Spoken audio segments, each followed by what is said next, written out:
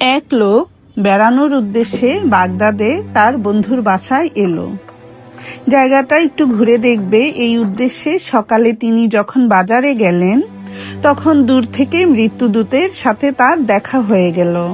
মৃত্যুদূত তাকে হাত তুলে থামতে বললেন, আর ওই লোকটা ভয় পেয়ে দৌড়ে বন্ধুর বাড়িতে ফেরত গেল। সে ভয়ে তটস্থ হয়ে বন্ধুকে বলল, আমাকে একটা ঘোড়া দাও, আমি যত দ্রুত সম্ভব তেহরানে চলে যেতে চাই। বন্ধুটি বলল, কেন, কি হয়েছে? তুমি তো আজই সকালে এলে।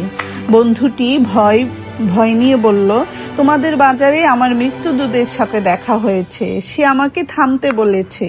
আমি ভয় পাচ্ছি, সে হয়তো আমার জান কবজ করতে এসেছে।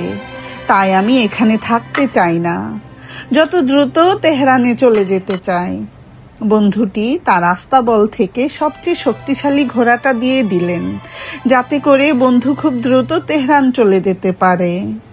ওই দিন বিকেলে তিনি যখন নিজেই বাজারে গেলেন, তার সাথেও মৃত্যুদূতের দেখা হয়ে গেল। আগ্রহ ভরে তিনি মৃত্যুদূতকে বললেন, তোমার সাথে কি আমার বন্ধুর দেখা হয়েছিল? মৃত্যুদূত বলল, হ্যাঁ, কেন বলো তো? তিনি বললেন, তুমি কেন আমার বন্ধুকে ভয় দেখিয়েছ?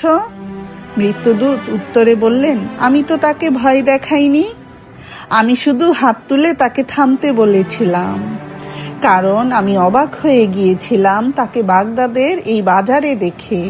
কেননা আজ রাতে তার সাথে আমার তেহরান দেখা হওয়ার কথা। আজ রাতেই তো আমি তার জান কবজ করব। এই ছোট্ট গল্পের নাম ডেট এট তেহরান। আমরা সারাদিন যা কিছু করি না কেন, আমাদের পক্ষে আমাদের নিয়তিকে এড়িয়ে যাওয়া কিছুতেই সম্ভব নয়।